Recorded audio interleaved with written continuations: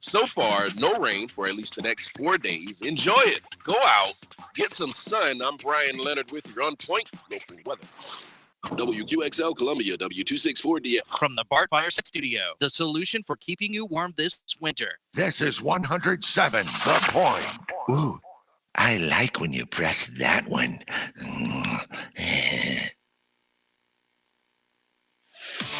This is Sports Talk with Phil Kornblue, Chris Bergen, and Pat Daniel.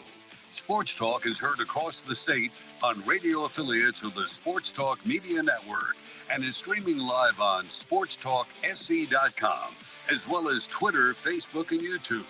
The South Carolina Education Lottery lucky number to call in is 888-898-2525. That's 888-898-2525. Now, here are Phil, Chris, and Pat with tonight's edition of Sports Talk.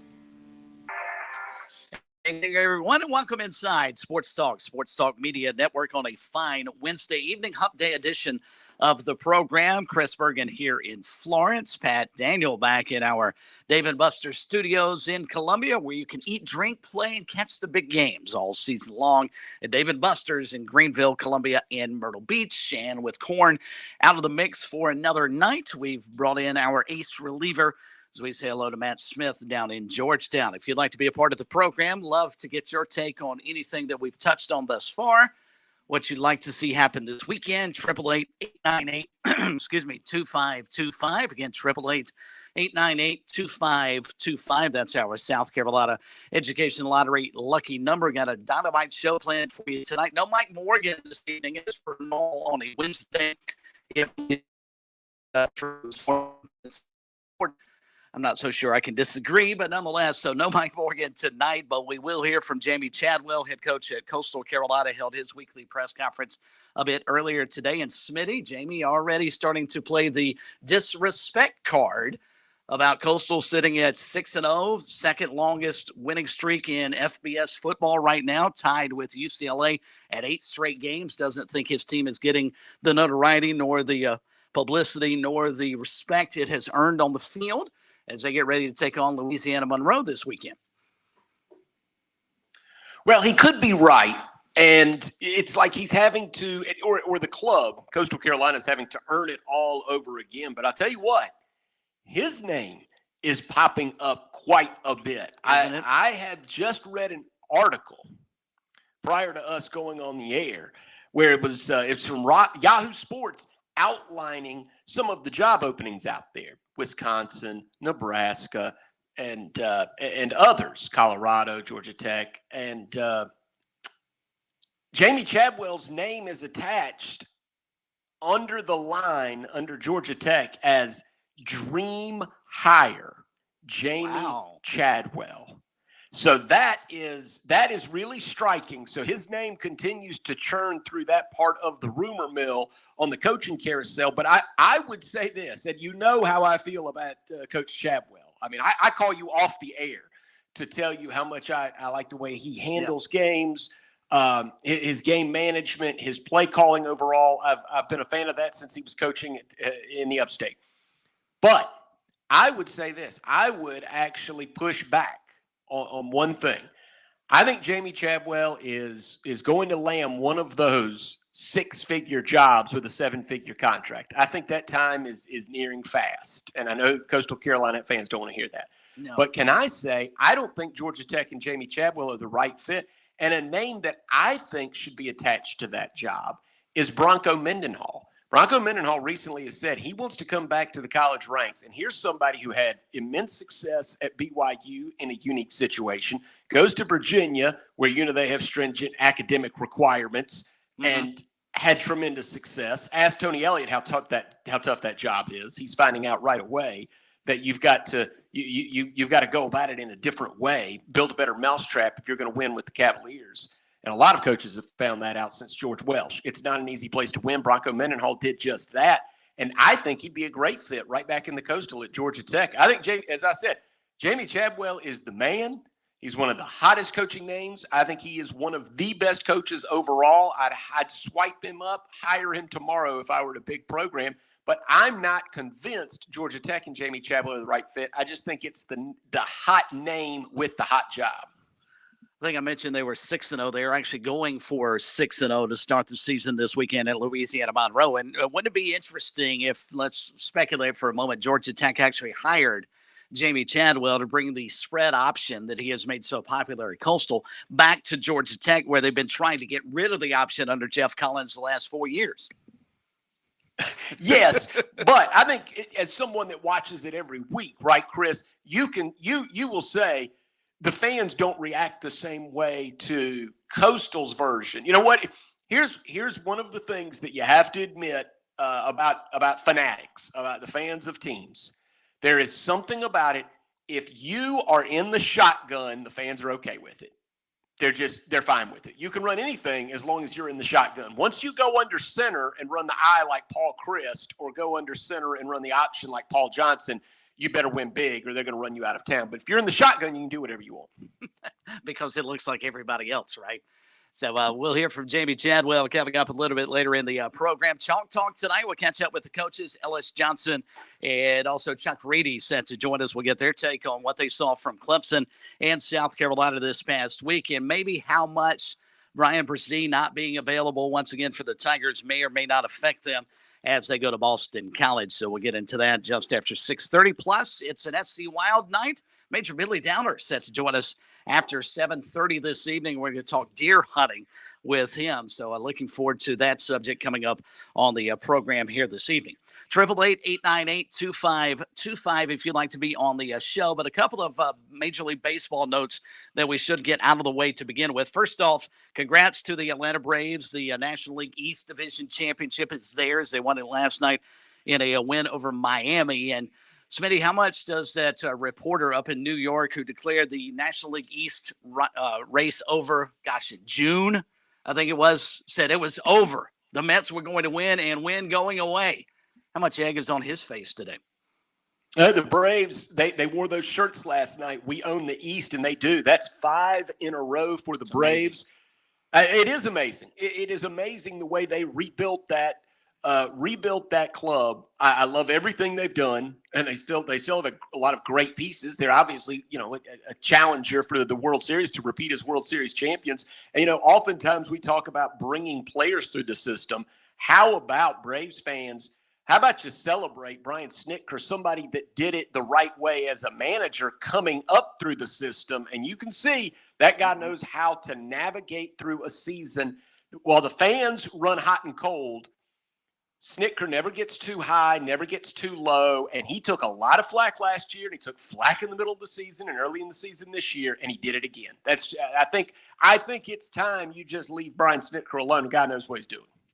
Is his personality the reason? Because Braves fans, when they think of success, even though he didn't win nearly as many World Series as he probably should have, it's Bobby Cox, right? And Bobby Cox was as volatile a manager, got tossed, 8,000 times during his career. And Brian Snitker just appears to be a guy who will sit back, watch, and allow things to develop and doesn't get, as you pointed out, too high or too low. It's two different ways to guide your team to a division championship and into the postseason. But I agree with you. I think Brian Snitker is probably one of the best managers in baseball that no one ever talks about. Yeah, now I do think Bobby Cox, though, was a great regular season manager. You mentioned his personality, but he wasn't that way with the guys in the clubhouse. He was beloved in the clubhouse because he was optimistic every single day. And look, I don't know Brian Snitker personally, but I think one of the issues is, he's not a name that we all knew, right? He wasn't a star player, so it's not Don Mattingly. I mean, even Dave Roberts was a name as a player. And then Tony La Russa, who recently retired, he'd been around forever. So when you hire him with the Cardinals or the White Sox, you have an opinion about him. Brian Snitker was he was a palooka to Braves fans when he showed up. He's a minor league guy. Are we sure?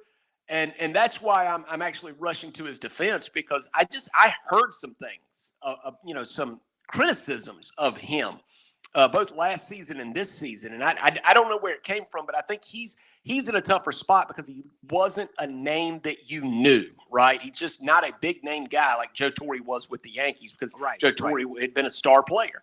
And so when you catch Bob Gibson, you come in with cachet. And Brian Snitker didn't have any of that. But I think he's earned it now. World Series champion. And this year, what they did with the Braves, staying the course and tracking the Mets down week by week, game by game, I think he's a candidate for manager of the year. And that's coming on the heels of a world championship.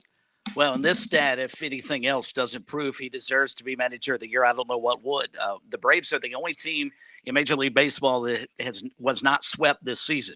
They're just the sixth team since 1990 to go an entire season without being swept. And, oh, by the way, the last team to do it, the 04 Braves. 888-898-2525. But I wanted to get your take, and I want Pat's opinion on this as well, because I've got a moral dilemma. The other big story in Major League Baseball, and probably the bigger of the two, but since we're here in the Southeast, anything the Braves do or don't do is huge news. But last night, of course, Aaron Judge hit home run number 62 to set the American League record and pass Roger Maris, whom he'd been tied with, it seemed, for an eternity, because we had to keep watching him come up to the plate during college football games over the weekend. But Smitty, the home run ball was caught by a guy named, let's see, what was his name? Corey Humans. Caught the record-setting home run in Arlington, Texas last night, and was immediately escorted out of the facility by, understandably, by security. There is a bid already up on board for $2 million for that baseball from a collectibles company. Now, Humans is also run by the way, operated by Phil Kornbluth, LLC. I saw that today. It was in the fine print. His wife is a Sports Illustrated reporter and former Bachelor contestant as well. So he's in pretty good shape, and he also is a part of one financial company as well. So it's not as if he needs the money, but that's neither here nor there. My question to you both and our listeners, should you be able to profit off of somebody else's success? All the guy did was pick, and since it was not in Yankee Stadium, where you might hit one out in right field, he picked the right seats to be in. He was in left field. Of course, a right-handed hitter, nobody can go the opposite way anymore in baseball. So your chances of being in left field to catch Aaron Judge's home run were pretty good. But that's all he did. He picked the right seat and caught the ball. Should he profit, and should he be able to profit from something he didn't do? Or is it more fair, and it happen? I realize it won't. But should you give the ball back to Aaron Judge and let him do with it as he sees fit? It's interesting that you frame this as a moral dilemma, but here's where I come down on baseball and the way it operates. I don't get worked up about the players making big money. Doesn't bother me. Right. I agree. They're getting paid on their ability, and I think they can get what the market will allow. Do the Mets and the Mariners and the Dodgers and the Yankees overpay? Often they do. Rangers too. They often overpay, but these guys earn it. I don't get worked up about the owners. The owners come out and they cry poor often in the papers, and they tell reporters they're not making enough money and they're going to have to lock the players out the next year. I don't get too high or too low about that particular part of baseball either. But here's where I stand. Baseball belongs to the fans. In the end, it is them and us, the viewers and the people in the stands, that pay. Wherever the money ends up going through, CBS, ESPN, it is us. We pay. And the only thing we get is the chance to catch a foul ball, or somebody catches one of their Ashwood bats in the noggin and they get to switch it out for another one. That's what we get. We overpay for parking. We pay $9 for a Budweiser. If somebody hits you a ball, the rule is in baseball, that's yours. Mm-hmm. And that's what we get as fans. Now, what would I do with it? I personally, I would hope I would have the integrity to call Aaron Judge up or get his number and say, hey, you know what? I got it. Maybe we could work something out. And I'm not going to hold you up for it. I'm happy for you. This is baseball history, and I want you to have it. And then you can loan it out to the Hall of Fame in Cooperstown. I hope that's what I would have the integrity to do. But here's what I won't do. I won't judge, no pun intended, someone else for profiting off a ball that they caught in the stands Because, yes, you're right. It is accomplishing, it is monetizing someone else's success. But here's the other thing. That guy, even though he's doing well, paid $56 just to park. If he catches it, that's God's will. All right, Pat, what do you weigh in on this? Is Smitty right? Is the fan, when they catch that ball, should they do whatever they see fit, and especially if it brings them $2 million? I side with Smitty here, and I go back to 1998 when Mark McGwire hit his 70th home run ball, which at the time was basically like the holy grail in one's hands. Phil Ozerski was a 26-year-old genetic researcher making roughly $30,000 a year, and he asked for a signed bat, ball, and jersey from the Cardinals, as well as meeting Mark McGwire. He didn't want to go out to dinner or do any kind of crazy photo shoot. He just wanted to shake the man's hand and thank him for the years of the memories. McGwire declined, apparently in a very rude manner, declined to meet with him. So instead, Ozerski kept the ball and 3 months later sold it for over $3 million at auction. Wait, I didn't know the part of the story. McGwire just said, nope. Yeah, and apparently there were some other words said along those lines too, on top of just simply saying no. Basically, why should I meet with bleep, bleep, bleep, bleep, bleep, and I'll let your imagination do the rest. Oh, my gosh. Yeah.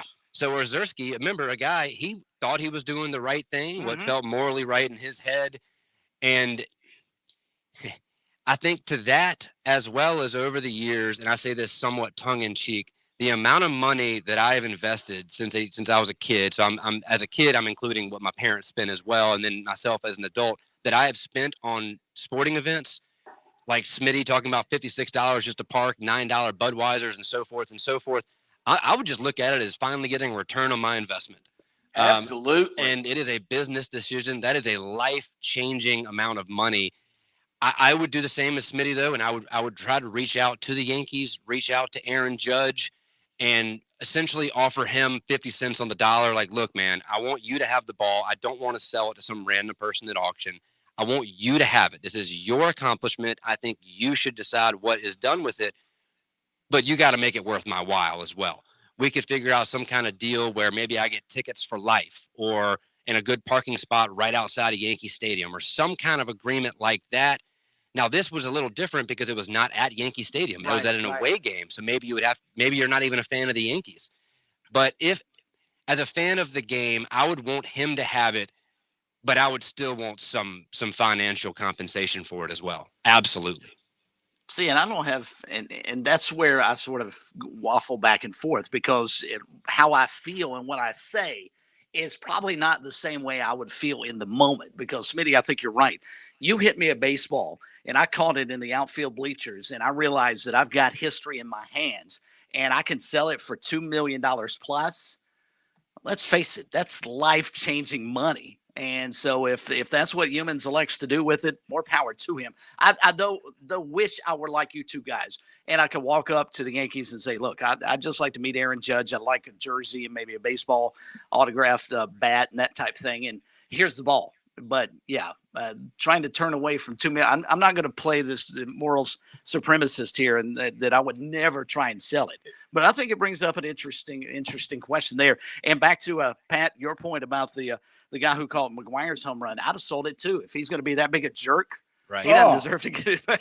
Absolutely. That's incredible. That I hadn't known the story to, taking quite that turn. I'm really disappointed in that lumberjack, Mark McGwire. And I tell you what, Pat, to your point, you talked about investing your time and your energy and loving teams. I think that when are the Hornets going to do something for you? They ought to let you play like small forward for all that you have given to the Hornets organization. It can't be any worse than their roster now. Yeah, based on what they've given back to their fans since they moved back. Let's not forget about the Panthers either, okay? That wasn't so great. And then I still think back to, again, tongue-in-cheek, and in recent years it's been better supporting Clemson, but I still think back to the amount of money my friends and I spent to go down to that Orange Bowl back in 2012 where they got beat 70-33 against Geno Smith in West Virginia. And I think we paid like $500 a pop for those tickets, and not to mention the hotel fees and cost to get down to Miami. And that game was over before halftime, and they were getting run out of the arena. So yeah, I would certainly like to see a return on that investment. Absolutely. Well, Dabo with his new contract probably could have been able to repay all of you guys who went down to that game, reimburse you without a problem. All right, 888-898-2525. If you'd like to hop on board here this evening, I'd love to get your take. What would you do with the home run ball? Should you sell it? Would you give it back to Aaron Judge just for some autographed memorabilia? Or would you be like the guy who Mark McGwire told basically to go, bust sand? How would you handle it? Love to get your take on that. Chalk Talk coming up in about 10 minutes, and we'll get a check of some of the other news notes from the day as we slide out for our first time out here this evening. 888-898-2525 on the South Carolina Education Lottery lucky number. And did you know that since 2002, more than $6 billion in lottery proceeds have been used to support South Carolina education programs and educational programs? Learn more about the SC Education Lottery's impact at SCEducationLottery.com/education wins. Playing for fun is a win for education. We'll get to your phone calls and plenty more to come on this Wednesday here on Sports Talk.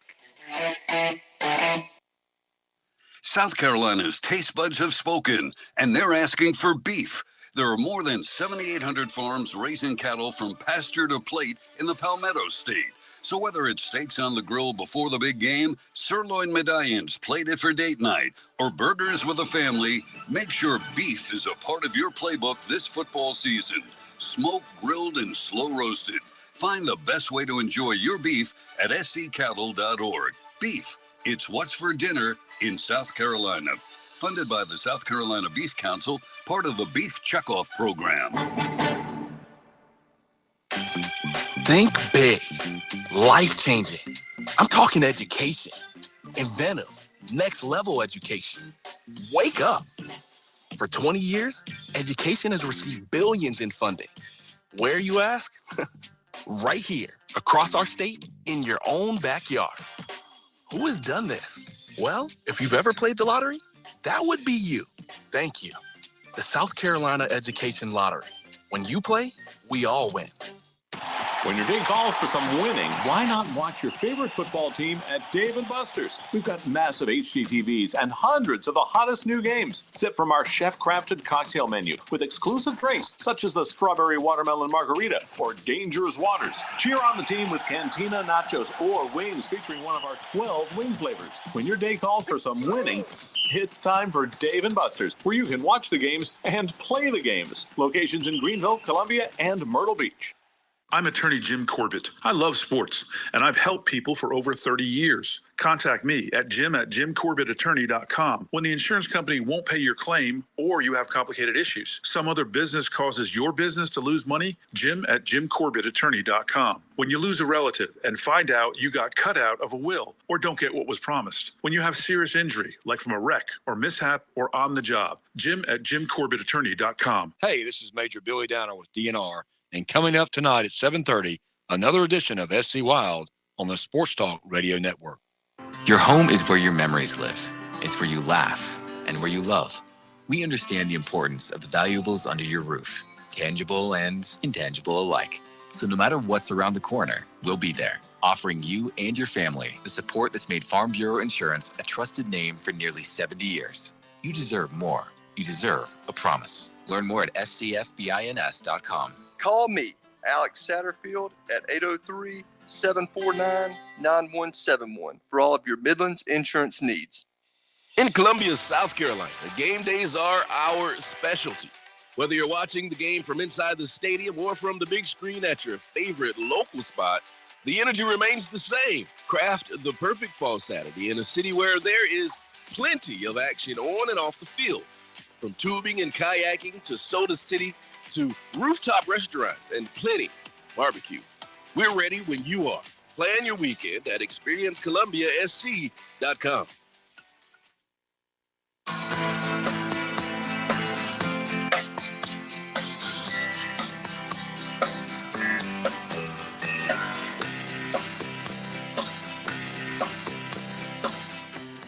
Back where you are, Sports Talk Wednesday night here on the Sports Talk Media Network. Your phone calls to come if you'd like to be a part of the program, 888-898-2525. So what would you do? What should you do?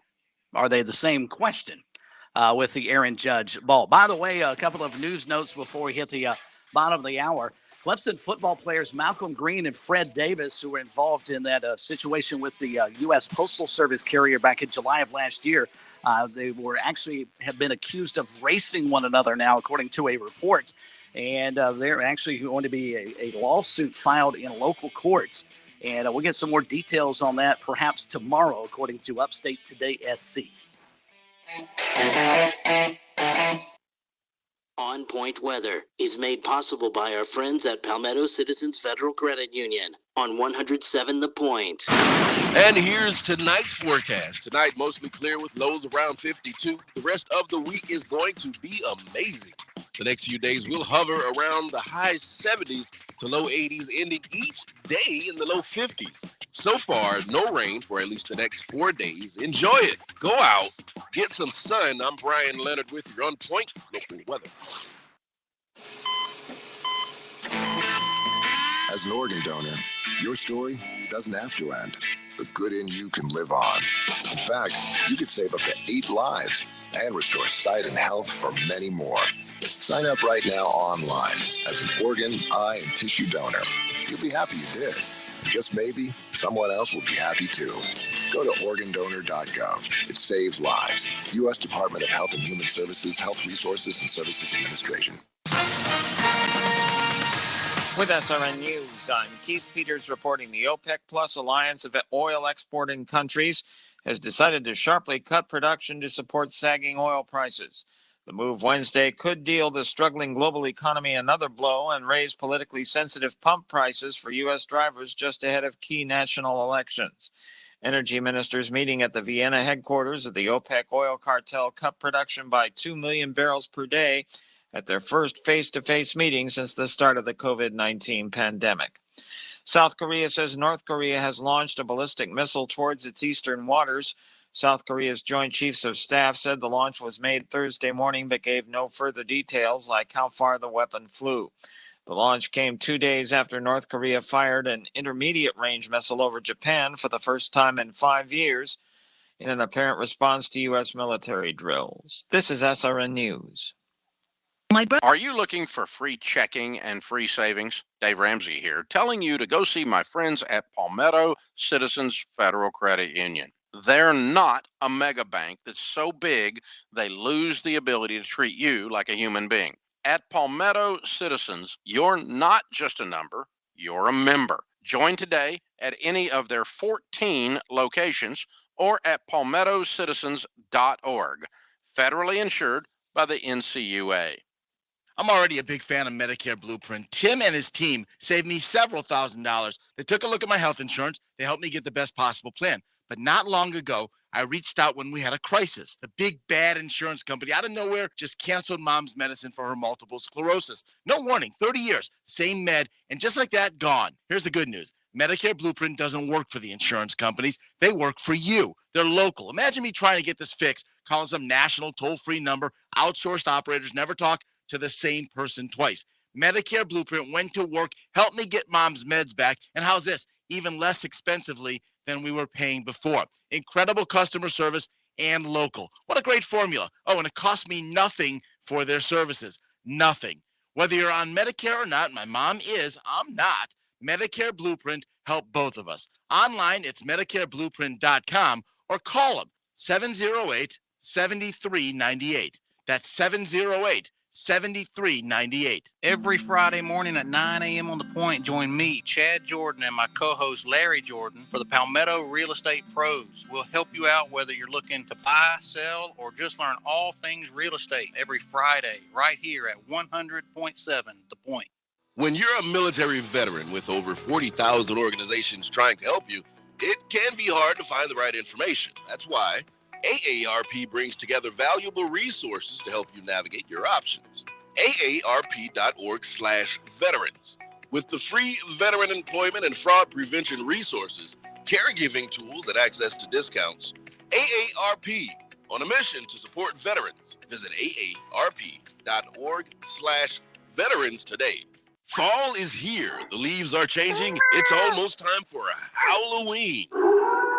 That's right. It's time to adopt a pet from Columbia Animal Services. The best treats this October will be teaching your new dog or cat some tricks. Visit petfinder.com to find your new family member. Adoptions are $35, but you can get your new kitty or pooch from October 24th through Halloween for just a $15 fee. Visit petfinder.com and bring home a new fur baby from Columbia Animal Services.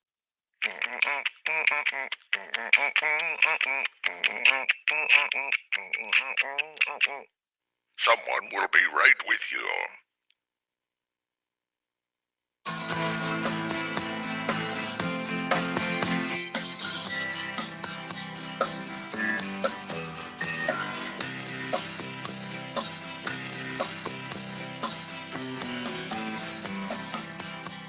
All right, to follow up real quickly, and then we'll get to the phones and Chalk Talk coming up. Riley Morningstar from Upstate Today SC has the story today that Clemson football players, both Malcolm Green and Fred Davis, have been accused of racing one another leading up to that crash that severely injured a U.S. Postal Service carrier back in July of last year.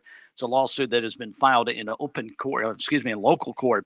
Pre-crash data provided in the complaint alleges Davis was driving at 115 miles per hour. At the crash. Green's car was never involved in the actual wreck, nor is the exact model of what he was driving mentioned, unlike Davis. So we should get more details on this, but just a really, really sad story that could have been a whole lot worse. And Malcolm Green and Fred Davis are certainly fortunate no one was killed in that situation. All right, Chalk Talk coming up in just a couple of moments. We'll catch up with Ellis Johnson and Chuck Reedy. But first, we want to hear from you on the South Carolina Education Lottery lucky number at 888-898-2525. We head down to the beach. Check in with Billy to kick us off here tonight on a Wednesday from Surfside Beach. Good evening, Billy. How are you? Hey, man. What's going on, fellas? We're doing well. How about yourself? Oh, man, I'm enjoying this. I was on vacation this week, man. I needed it after that Clemson weekend. It was I took it especially for that, so I'm glad Tigers picked up that top 10 win. But I got a couple things for you, Chris, that I'd like to know you and Smitty and Pat's opinion on this. See, I kind of disagree with Smitty on Chadwell not being a good hire for Georgia Tech because he's that type of coach, and I've always heard, you're probably, I'm sure, way better acquainted with the Coastal program, Chris, but I've always heard he's been waiting on that Tennessee job. And the way Josh Heupel, what he's doing up or down in Tennessee right now, he's probably not going to go nowhere anywhere soon. But now you know how it goes. I mean, as a football in the South, you lose 2 or 3 games, and they're calling for you to be fired. So especially at Tennessee. But I could see him doing well at Georgia Tech. I just imagine what he would do with Sims right now. That kid was a 5-star kid. How he ended up at Georgia Tech is still beyond me under Jeff Collins because he was a Florida State decommit. And oh my God, you imagine what Chadwell could have done with him. And dovetailing off of that, guys, I heard a stat when I was watching the Wake Forest Clemson game the other day, and it tells you how speaks volume for how good Dave Clawson is as a coach. According to ESPN 300, Clemson had 66, 67 players in the ESPN top 300. Wake Forest, a donut, 0. And that speaks volumes, and that amazes me that Dave Clawson is not one of the hottest commodities right now when they are trying to find a coach. I understand he has 4th and 5th year seniors, but I think Hartman, now, let me clarify this. I don't think he's Drew Brees. He's got a lot of similarities to Drew Brees. He just will pick you apart, Sam Hartman, when he sees any kind of weakness. And I've got one more thing, my man. I'll take it off the air. Watching Georgia, I wasn't able to watch them play Saturday night, but there's 2 weeks in a row that they've looked pretty bad. Kent State, they look bad, and Stetson Bennett's having to throw the ball a lot. And I just don't think that's his a strong point. So saying that, Clemson's getting better every weekend, and I'm just going to tell you, it was Alabama, Georgia, Ohio State. I don't think that's going to be the case, guys, in the middle of the year. I think Clemson's going to continue to get better, especially when they get Xavier Thomas and Brzee back. And that offensive line under Thomas Austin, it's been a big upgrade. And anyway, I just think Clemson, I think they're set, especially Uiagalelei having a fantastic season and only getting better. with Adam Randall and so forth coming back, I see Clemson in that tier now. And I'll take your comments if you got any on there. Good show, guys.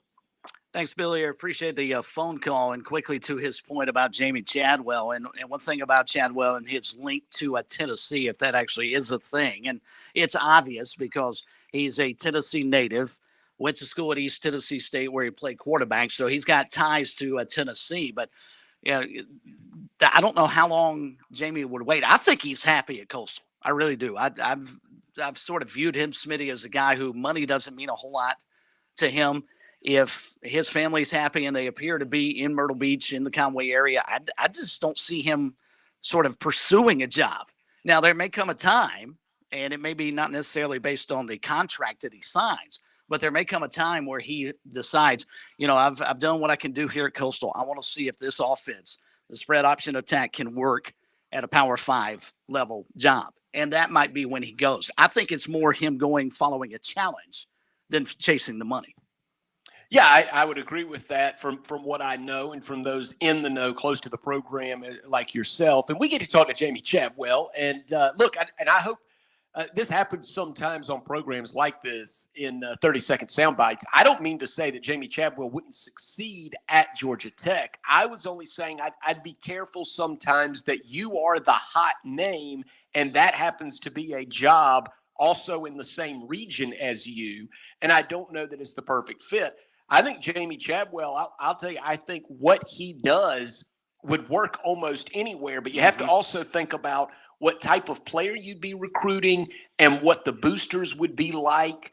The cut of your jib means a lot. And I think Jamie Chadwell fits in a lot of places and he would win almost anywhere. I was just pointing out, I think Georgia Tech, I think Bronco Mendenhall fits there in a way that Jamie Chadwell would fit at Tennessee or a number of other places. By the way, I don't want to go throwing around jobs that aren't open, but just saying that I think Jamie Chadwell fits almost anywhere in terms of winning. But I always want to be careful that timing is big in life. Timing is big, and just because that's a nice $1 million job that opened up in the ACC, I'm just saying I don't know that that's the perfect fit for Jamie Chadwell. I think the carousel could spin a couple more times and he could get a job even better.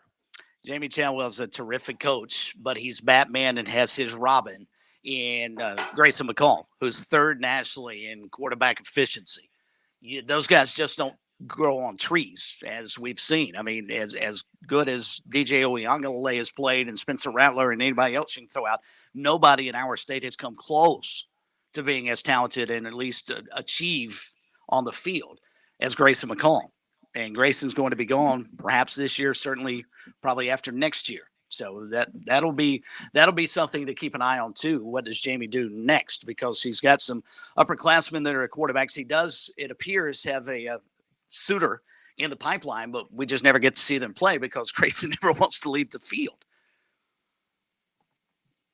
He'd play defense, I think, if he was given the chance. I'm just not sure the coaches want to go that route. All right, we'll get Chalk Talk here in just a second. Quickly, before we do, let's head up to Newberry and check in with Bobby on Sports Talk. Bobby, you're up next. How are you this evening? Hey, we're doing fine today. Well, I'm glad. We are as well. Just wanted to follow up on the Aaron Judge home run ball. Yes, sir. If the guy who caught the ball has an immediate need for the financial situation, he should take it. If he does not, then he should, my opinion, even though Aaron Judge said, he didn't want the ball, that ball should go in the Baseball Hall of Fame. The New York Yankees should work something out with him.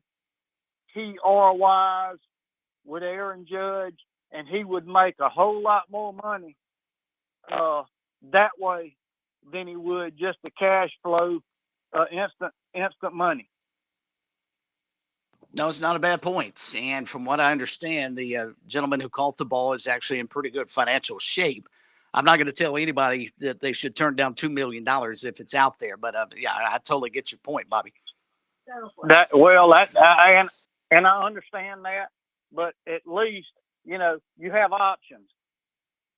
And, I think the history and baseball as it is, just like Mark McGuire said, he PO'd people when he said his statement.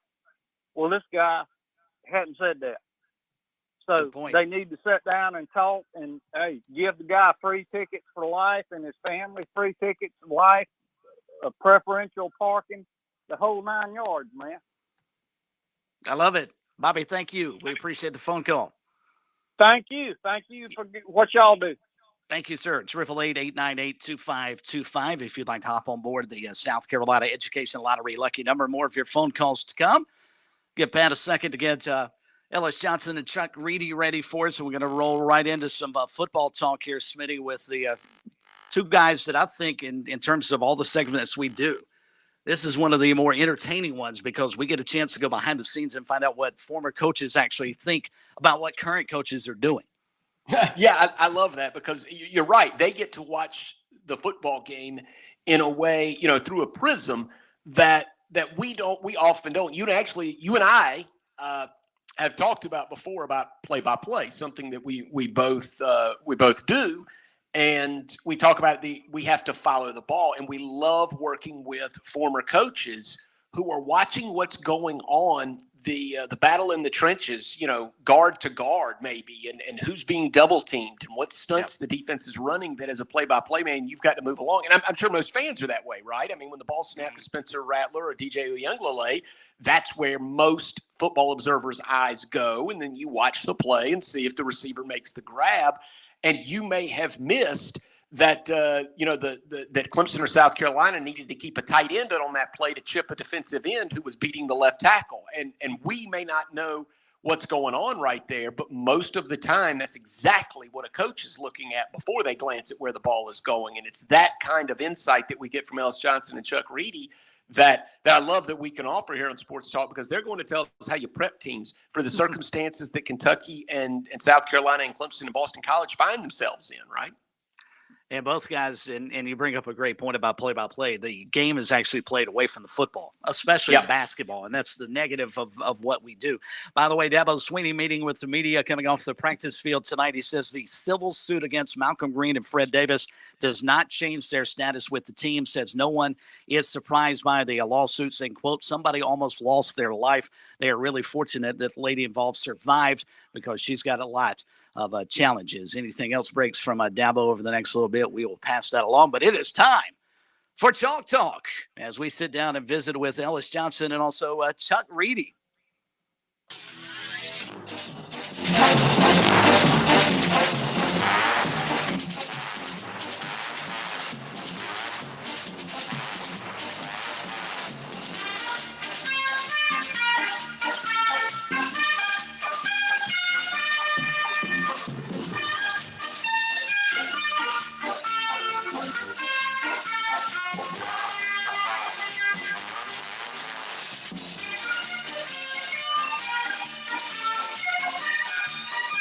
All right, we welcome in former coaches Ellis Johnson and Chuck Reedy here to the program for their Wednesday night visit on Chalk Talk.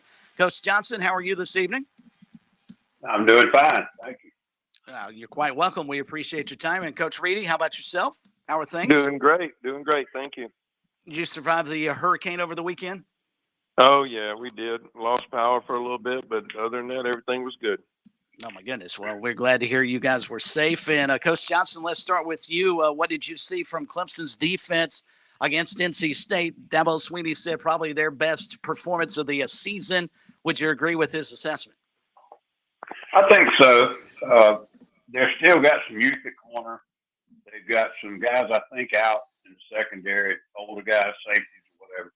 And their defensive line's been a little bit of musical chair because the guys get some couple of injuries, and then Brian Brissy has had the family situation and now a blood check. So I don't know that Clemson's defense has really found out who they are yet. Are they a blitz fire pressure team, or are they a three-man rush with a surprise 5 or 4 coming, or are they too high, or are they middle field? I'm not sure they found themselves, but I thought they played a lot better. I've had the advantage to see both of Carolina and Clemson live once.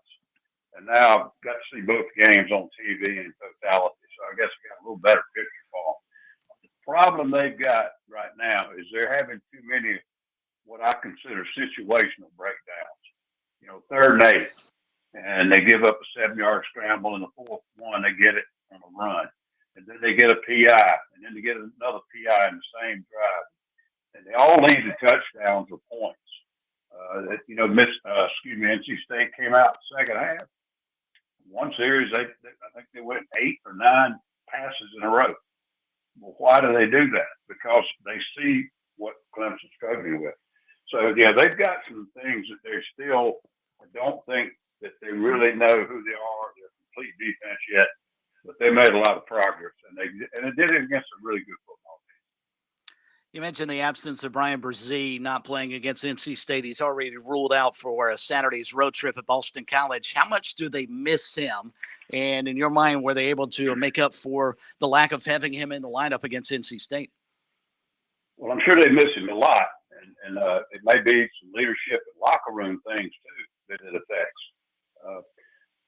But their front definitely was effective this game, and I thought Wake Forest game that might have been one of the biggest problems. I know the corners got singled out, and it was blaring. It's like if you snap a ball over a quarterback's head, everybody knows who the center is.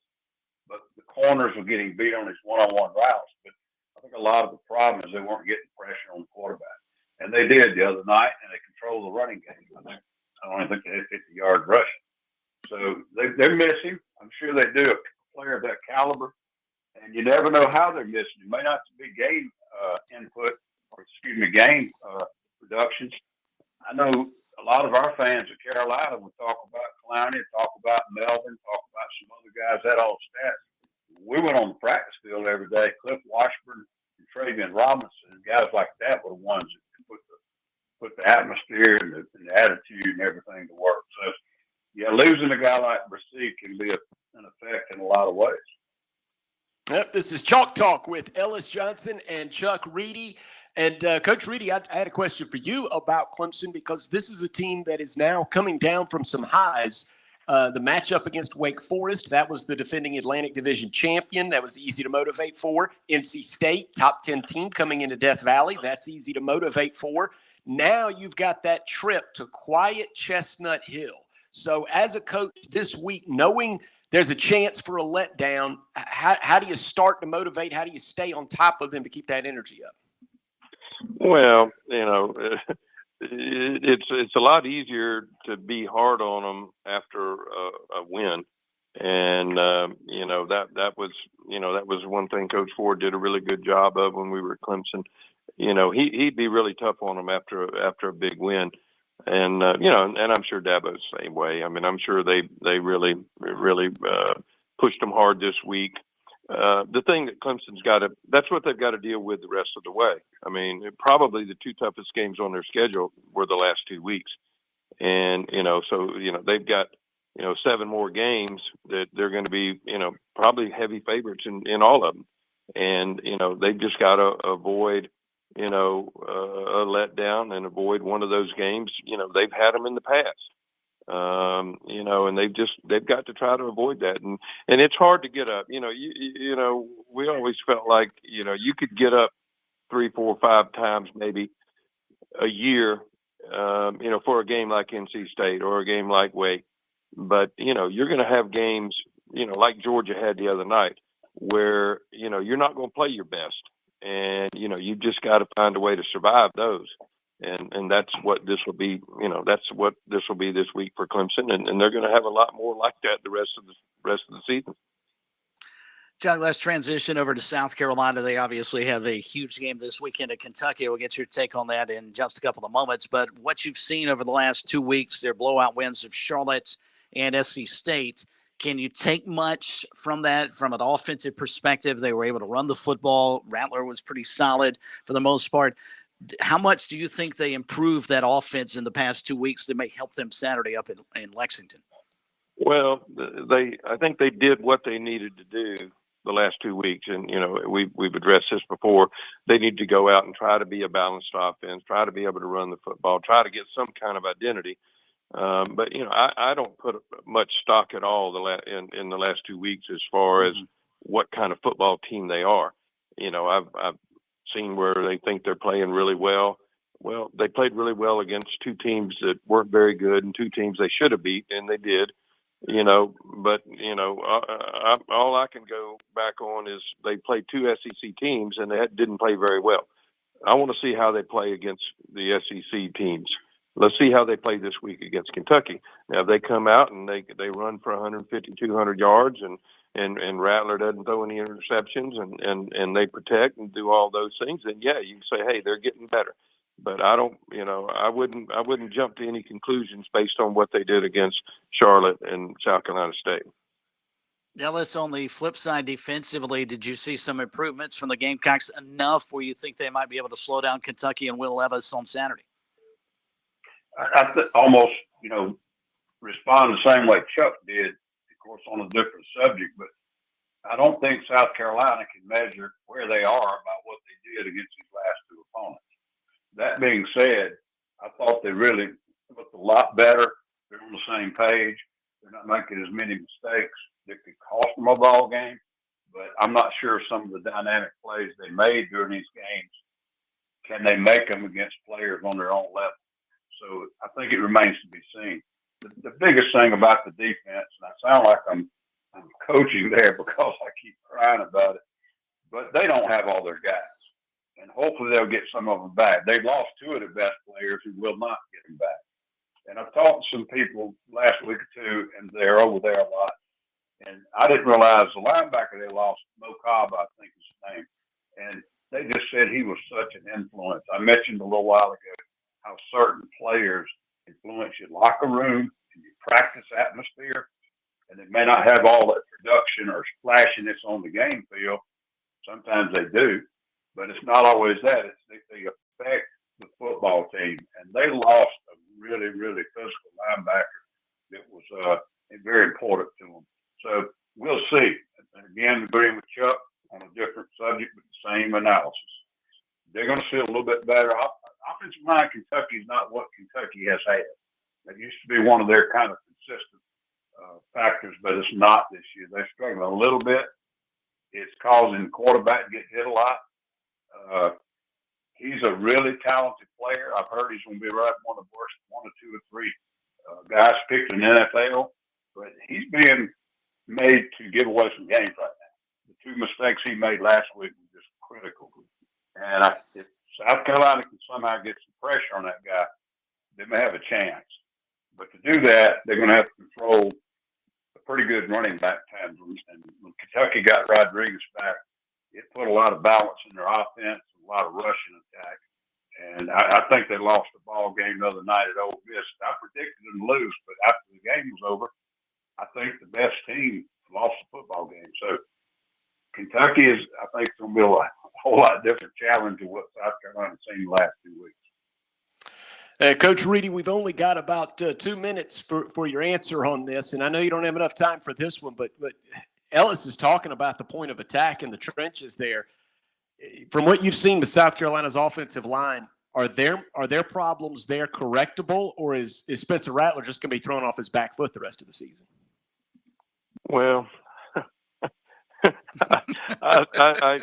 we discussed this before. They all of them are coming back from last year.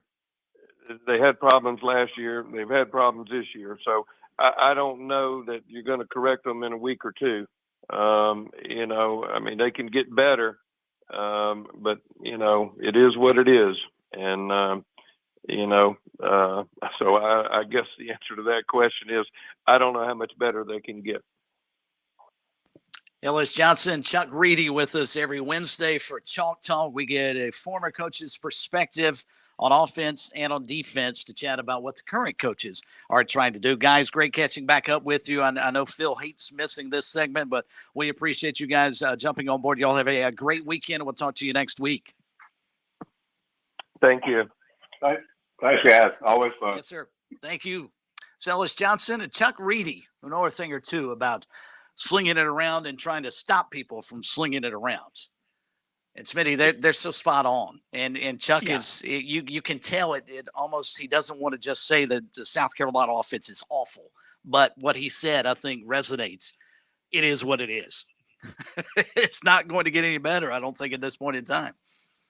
Yeah, and we'll see what they can do. Something Marcus Satterfield said was Spencer Rattler wasn't doing a good job of climbing the pocket and stepping into his throws.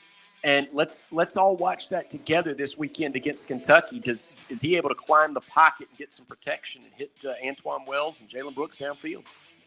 Going to need to put some points up on the board, you would think, this weekend. All right, we'll slide out top of the hour update. Back with hour 2. It's Sports Talk on a Wednesday. By the way, before we do what's supposed to happen here, thank you for pushing the button. I thank you. Programming thanks you. America thanks you. WQXL Columbia, W264DF. From the Bart Fireside Studio, the solution for keeping you warm this winter. This is 107 The Point. News this hour from townhall.com. I'm Keith Peters reporting. President Biden and Florida Governor Ron DeSantis put aside their political differences and examined the damage wreaked by Hurricane Ian today, particularly in the Fort Myers area. Florida Governor Ron DeSantis tells WZVN-TV getting the running water back on was very important, and he's grateful that's been a priority. If you ask me what to go without, water or running water or power, I would rather have the running water because you can figure out ways to do the power. The scope of the devastation was immense, according to both men. Biden's motorcade drove by wind-shorn trees, some uprooted, others with branches pulled backwards by the storm. Fields off the highway were still flooded, forming stagnant lagoons. Republicans are hoping their position on crime may give their party an edge in the upcoming midterm election. Bob Agnew reports. 77% of Americans see violent crime as a major problem, according to a new Politico Morning Consult survey. Now more Republican campaign ads are contrasting their views to those of Democrat rivals on record as comparatively soft on crime. Wisconsin Republican Ron Johnson calls his Democrat opponent, Mandela Barnes, dangerously liberal on crime. In Pennsylvania, far-left Democrat Senate candidate John Fetterman has been erasing his own comments in favor of Black Lives Matter from his campaign website. Bob Agnew reporting. South Korea says North Korea has launched ballistic missiles towards its eastern waters. South Korea's Joint Chiefs of Staff said the launches were made Thursday morning, but gave no further details like how far the weapons flew. The launches came 2 days after North Korea fired an intermediate-range missile over Japan for the first time in 5 years in an apparent response to U.S. military drills with South Korea and Japan. On Wall Street, the Dow down by 42 points. The Nasdaq dropped 27. More at townhall.com.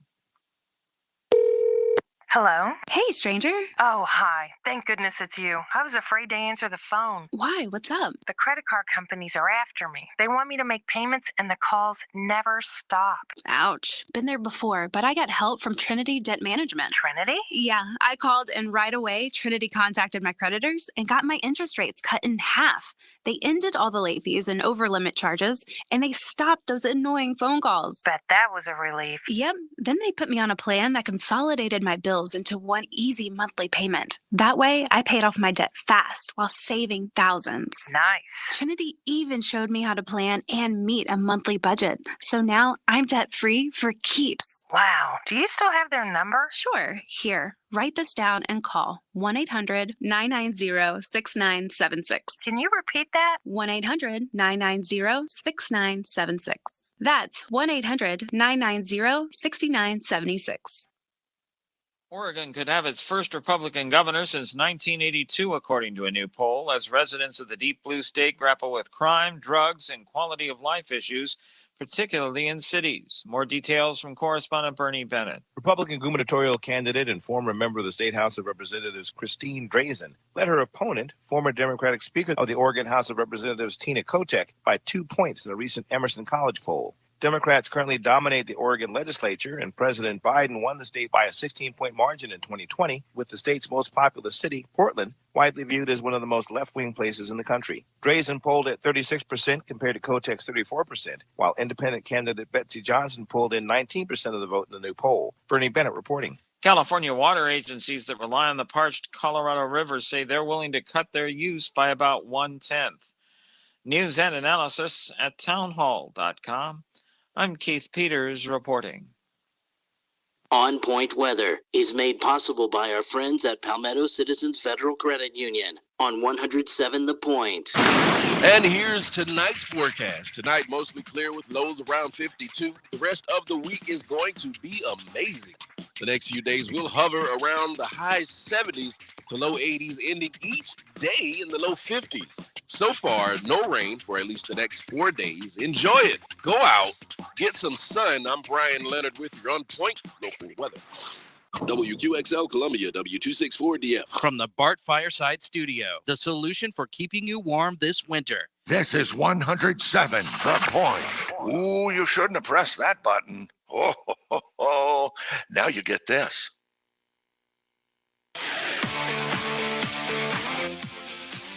Welcome back to Sports Talk on the Sports Talk Media Network. You can reach the guys with the South Carolina Education Lottery lucky number, 888-898-2525. That's 888-898-2525. Now back to Phil, Chris, and Pat with the second hour of Sports Talk on the Sports Talk Media Network. Well, big announcer guy was almost correct. It is not Phil, Chris, and Pat. It is Chris, Pat, and Smitty here tonight. No Phil this evening. Phil taking another day off for Yom Kippur. We wish him and his family all the best as they celebrate the holiday. And he'll be back with us tomorrow evening. By the way, Smitty, I'm getting called back to my former stomping grounds tomorrow, visiting and chatting at the Lawrence County Touchdown Club tomorrow. They've scraped literally at the bottom of the barrel for guest speakers, and they've run out. And so I'm all that's left. No, you will be entertaining, and if it's anything like the phone calls you and I have, it will be fun. They'll enjoy. They'll have a good time.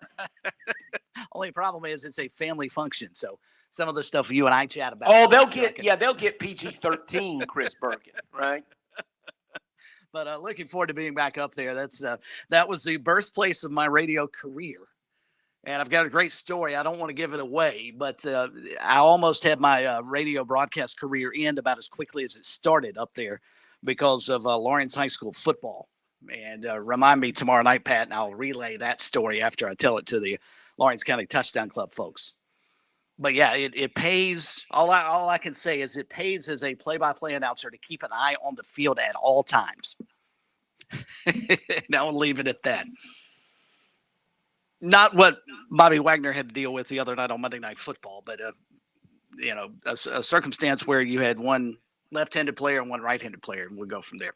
Speaking of Bobby Wagner, sorry, real fast, Chris, I think we all kind of were wondering if this would happen, especially in California, but the protester that Bobby Wagner tackled during the game the other night has officially filed a police report for, quote, brutal and unnecessary assault, and has filed a lawsuit against Bobby Wagner and the Rams.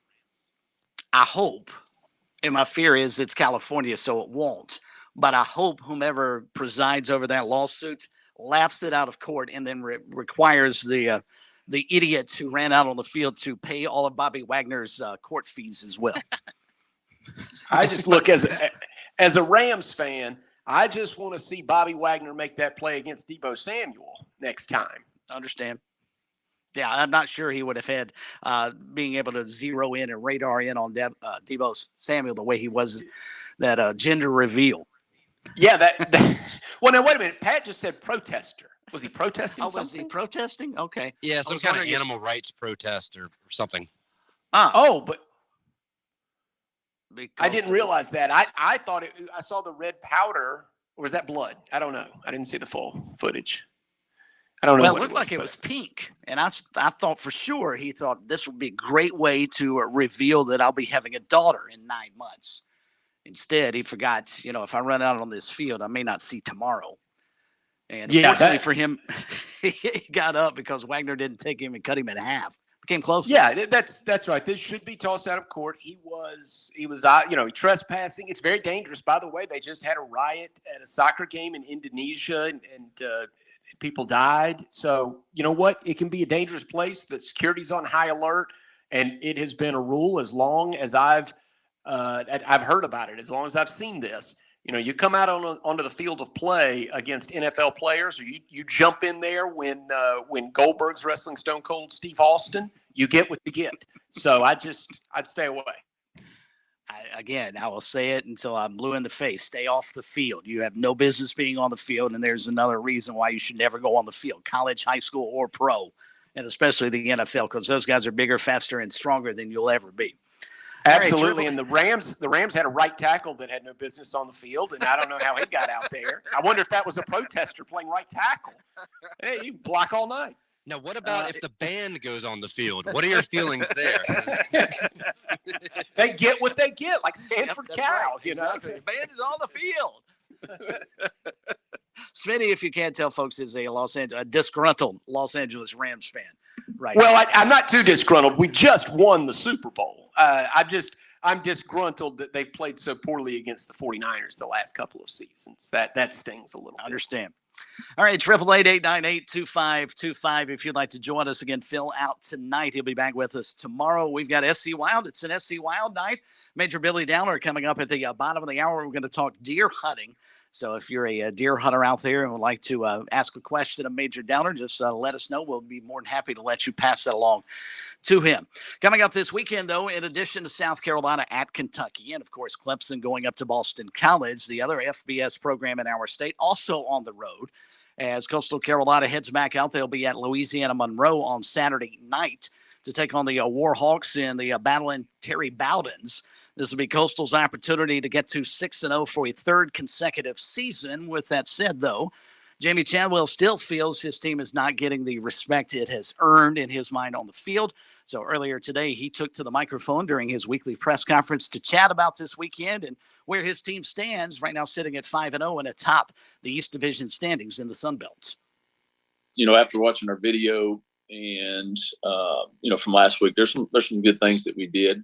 Obviously, in the fourth quarter there's some things that we definitely got to improve. I thought that was Georgia Southern's got a good team. We were fortunate to come out with a win, but pleased with just the fourth quarter and scoring touchdowns and holding them to some field goal opportunities, which was the difference in the game. Special teams was probably the biggest disappointment. We spent some time on that this week to try to improve that area. I thought they put us in some bad situations last week. But now we're moving forward. Coach Bowden at Monroe is doing a fantastic job. Got a lot of experience on his staff on both sides of the ball, coaches that have coached at a high level of football for a long time. And you can tell that with their schemes. They do a fantastic job. Their players are playing hard and they're aggressive. They're way improved from last year, and we're not as good as we were last year, so it should be a heck of a game. It's always challenging to go on the road in the league to win there. They're playing well there. They're undefeated at home this year.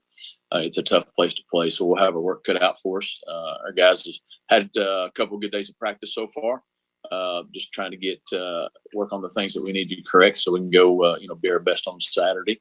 And I know our guys are looking forward to being on the road again. You know, we've had 4 nice home games, but it's good to get on the road sometimes to get away from some of the extra noise that being at home takes. I know our guys are looking forward to that.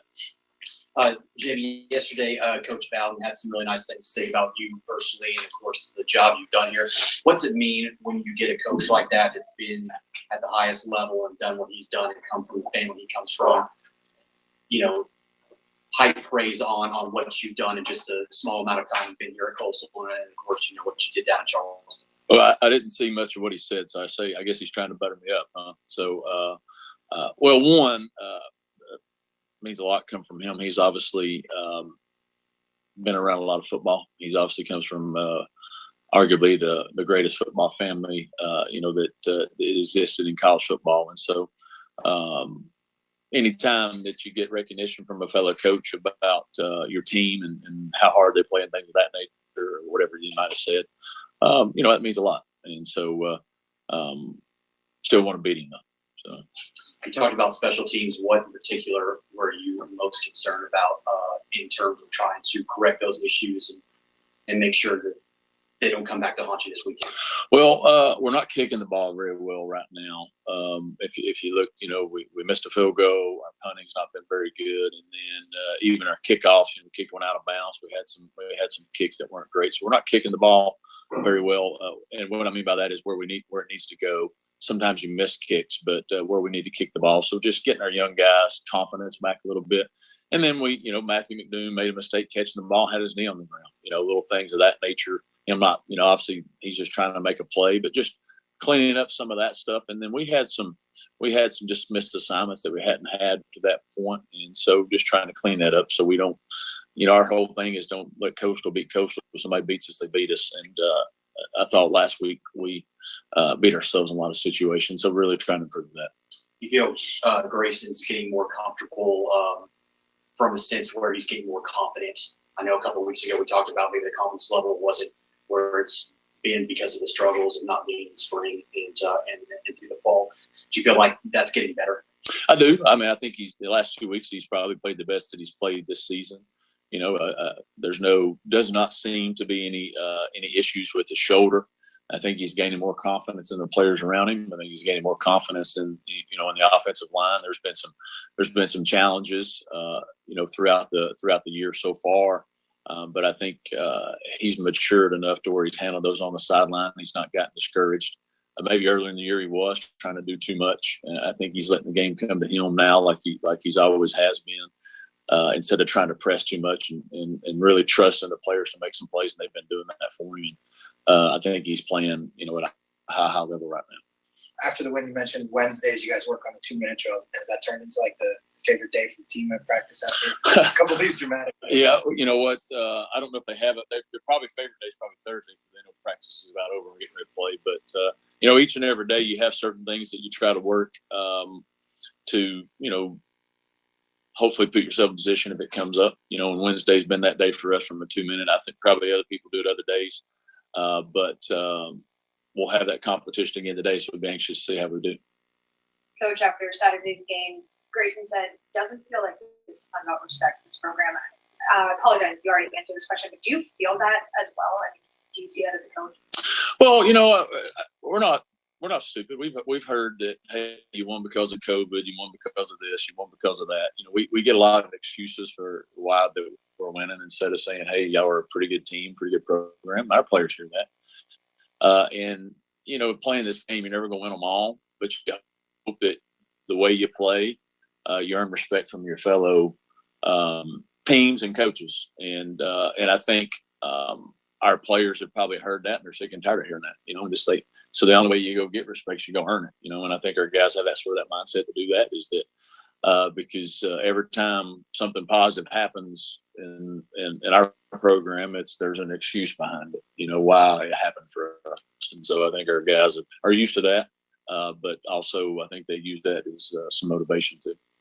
Coach, kind of piggybacking off the question, do you feel from a national level though that you guys are getting the attention you deserve in terms of this year?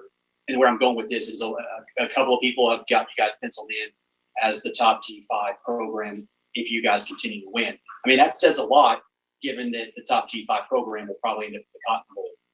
And I've seen some people talk about that. I mean, when you hear that, didn't it give you a little bit of notoriety in terms of a national prospect or national level? I'm not really looking at any of those things. From a national standpoint, I don't know if we don't deserve any recognition, to be honest with you. We've done what we're supposed to do. I think there's a lot of expectations that we're supposed to win games by 50 points and we're not doing it and all these things. And so I don't think we probably get maybe the national recognition of some other undefeated teams because, if you look at statistically, we're not supposed to be undefeated. But I know what this team's capable of, and I know we're not there yet. And so looking forward to all that stuff would just probably cause me more headaches because we got a long way to go to even try to even win this game this week, and that's a long ways away. And we've had that recognition before, and other teams are getting it in our league and nationally, which is great. If we can continue to handle our business, then the recognition and all those things will come when they need to come. And right now it really doesn't matter. Our guys have got to focus on the things that they can handle, the things that they can control, so we can go continue to be our best every Saturday and represent this university. Jamie Chadwell from earlier today over in Conway's weekly press conference pulling out the disrespect card as the Chanticleers go for their third consecutive 6-0 start to a season.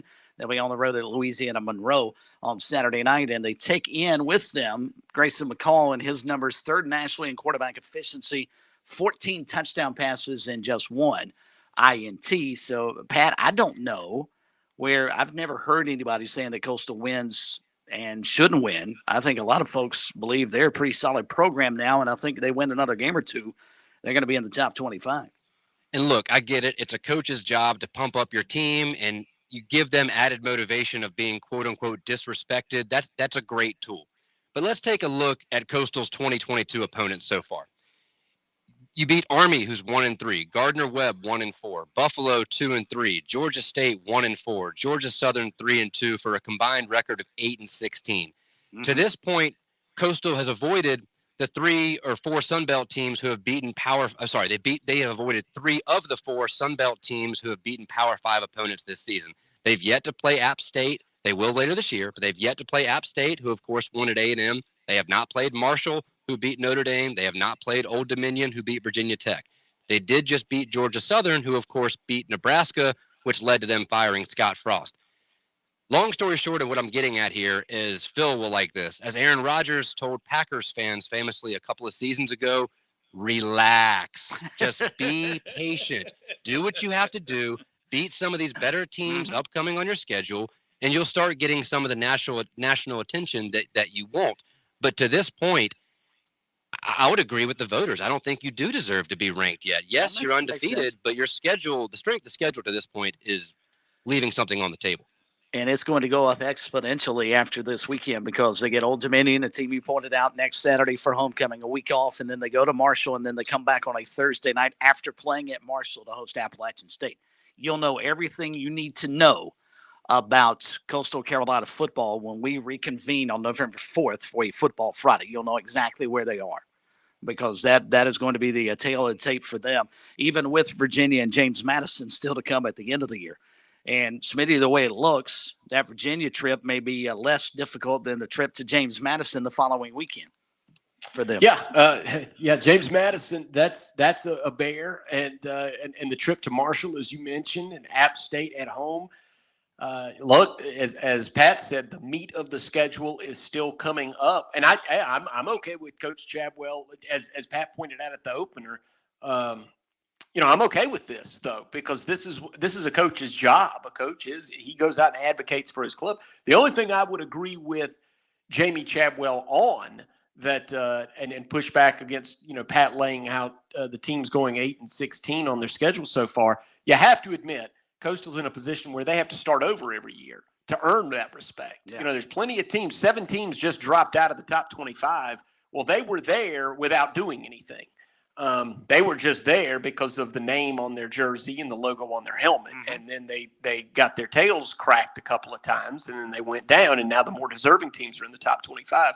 But Coastal is one of those programs that has to start over every year.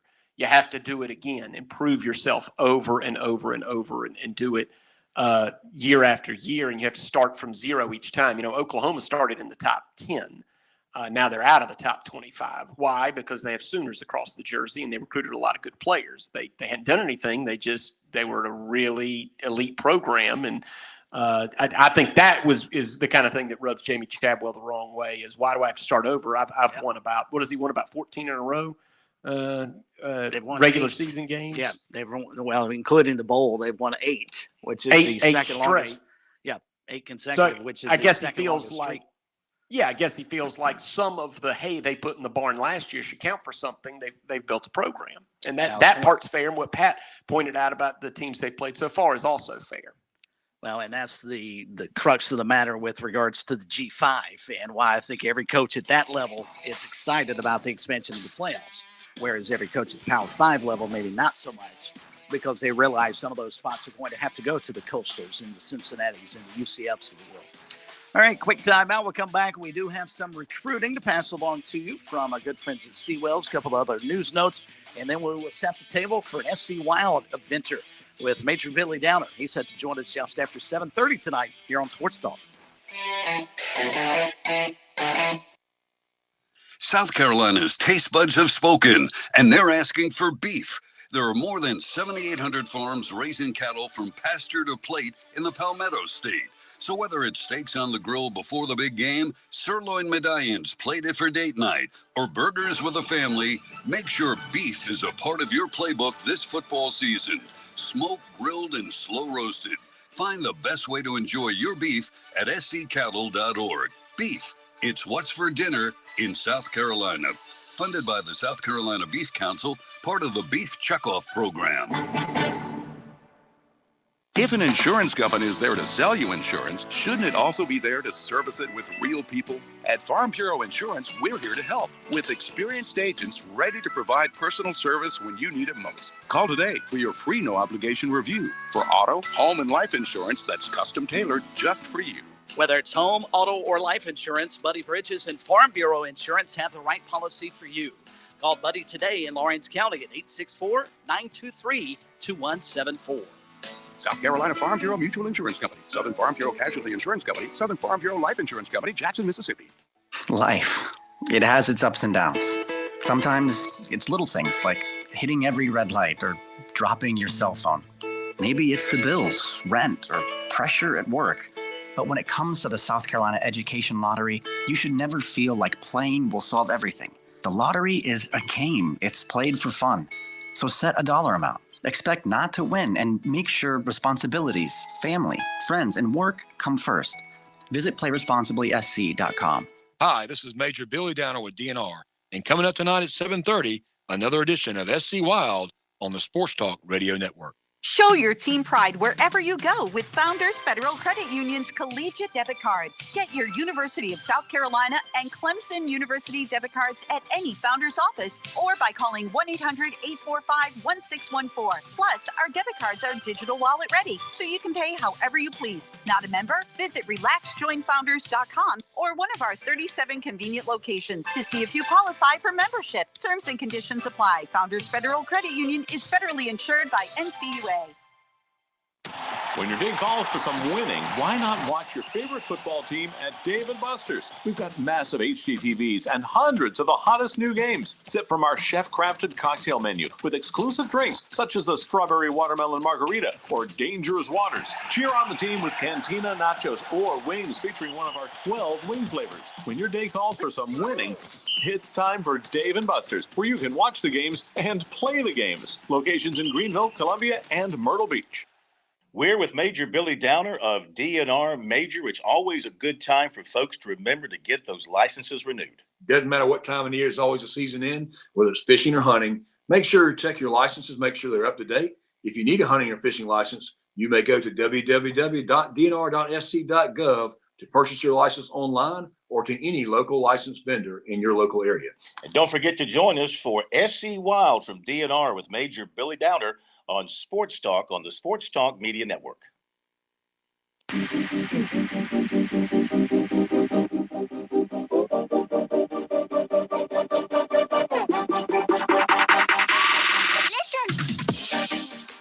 Major Downer and SC Wild coming up in a couple of moments, but time for the latest installment of recruiting here on Sports Talk, presented by our good friends at Seawells. And what's on tap for the daily luncheon buffet tomorrow, Pat? Tomorrow over at Seawell, they will actually be closed. I'm glad you asked. Tomorrow, Thursday the 6th, Seawells will be closed for a private event, but then Friday will be a roast beef Friday with carved roasted sirloin of beef, southern fried chicken, and then teriyaki and lemon pepper wings. All right, in recruiting, Clemson looking to add one more offensive lineman to their 2023 class, and position coach Thomas Alston made his most recent move with an offer to uncommitted offensive tackle DJ Chester of McDonough, Georgia. He's a teammate of Clemson offensive tackle commitment Zachariah Owens. Chester said he had been talking with Alston for several months, so getting the offer was not a complete surprise. I kind of knew it was coming because they wanted me to come up to a camp in the summer, and I couldn't find a night to go, Chester said. I found out one of their guys got hurt, and me and Coach Alston were kind of talking a little bit more, so I figured I was going to get it. He's seen me develop from a young age, and he likes my position flexibility. They'd like me for center and also guard, but he said I most likely could play tackle too. Chester has offers from USC, Florida State, Ole Miss, Boston College, Auburn, Arkansas, Maryland, Pittsburgh, Kansas, Indiana, Georgia Tech, Michigan, West Virginia, Louisville, Nebraska, Colorado, and also Jackson State. The Clemson offer, he said, takes a prominent spot on his list. It's Clemson. You've got to respect the offer, he says. You've got to include them with your top teams. Chester actually named a top list back in May of USC. Evidently, though, the Gamecocks are not involved. Miami, Ole Miss, FAMU, Florida A&M, Michigan, Auburn, Nebraska, Southern Cal, LSU, Florida State. And NC State last weekend, he took an official visit to Ole Miss. And news out today, late this afternoon, South Carolina target 6'11" Jordan Butler of Christ Church in basketball committing to Missouri over both the Gamecocks and Auburn. He took official visits to all three. The USC visit was in August, the Missouri visit back in September. Missouri's lead recruiter with Butler was at Florida State last season when his brother played for the Seminoles. Last year, Butler averaged over 14 points, 8 rebounds per game. And that's tonight's installment of Recruiting here on Sports Talk, presented by Seawells. Don't forget to check out all the recruiting news on our website at SportsTalkSC.com and also on Twitter. Use the hashtag STRecruiting. Point Weather is made possible by our friends at Palmetto Citizens Federal Credit Union on 107 The Point. And here's tonight's forecast. Tonight, mostly clear with lows around 52. The rest of the week is going to be amazing. The next few days will hover around the high 70s to low 80s, ending each day in the low 50s. So far, no rain for at least the next 4 days. Enjoy it. Go out. Get some sun. I'm Brian Leonard with your On Point local weather. When I served in Iraq and Afghanistan, my buddies and I would do anything for each other. That's important whether you're in a firefight or fighting to regain your life. When I came home injured, there are people I can count on, like DAV. DAV, Disabled American Veterans, stands behind America's veterans to make their transition back home easier with free services and help getting the benefits they've earned. Help us fulfill the promise to our men and women who served. Go to DAV.org to learn more. With SRN News, I'm Keith Peters reporting North Korea launched 2 ballistic missiles toward its eastern waters on Thursday as the United States redeployed one of its aircraft carriers near the Korean peninsula in response to the North's recent launch of a powerful missile over Japan. South Korea's Joint Chiefs of Staff said in a statement the launches were made 22 minutes apart from the North's capital region on Thursday morning. It said South Korea has boosted its surveillance posture and maintains a readiness in close coordination with the United States. President Joe Biden surveyed the devastation of hurricane-ravaged Florida on Wednesday, promising to marshal the power of the federal government to help rebuild as he comforted local residents alongside Republican Governor Ron DeSantis, a potential 2024 election foe. On Wall Street, the Dow down by 42 points. More details at srnnews.com. Hi. When it comes to firearms, ammunition, and accessories, some things are changing. Well, fortunately, some things haven't changed a bit. I'm talking all about Shooter's Choice in West Columbia. What has never and will never change is the customer service. Top-notch with the staff that has decades of experience in the firearms industry. This staff actually hunts and shoots regularly. For over 30 years, Shooter's Choice has never lost that hometown feel and never felt like shopping at some big box store. What has changed? Well, technology. If you'd rather spend your money on firearms than gas, go online to ShootersChoiceSC.com and check out a great website that's easy to navigate 24/7. Be the first to get items as they are received at the store. Be the first to get that newest production model ordered before it even enters the retail store. Come pick it up at your convenience. Sign up for notifications of new products and special inventory. It's all at ShootersChoiceSC.com. So come on in and see the team at Shooter's Choice, 944 Sunset Boulevard, or visit online. Either way, you'll see what I'm talking about. Make your first choice, your best choice. Make it Shooter's Choice. Have you fallen behind on your taxes and might be facing IRS penalties? Have wage garnishments, levies, or liens? Have unfiled tax returns? You want someone local and qualified. Don't fall for those national spots. Meet with me, Teresa, at Capital City Professional Services, and let me help you through your tax maze. I can help with all your tax resolution issues.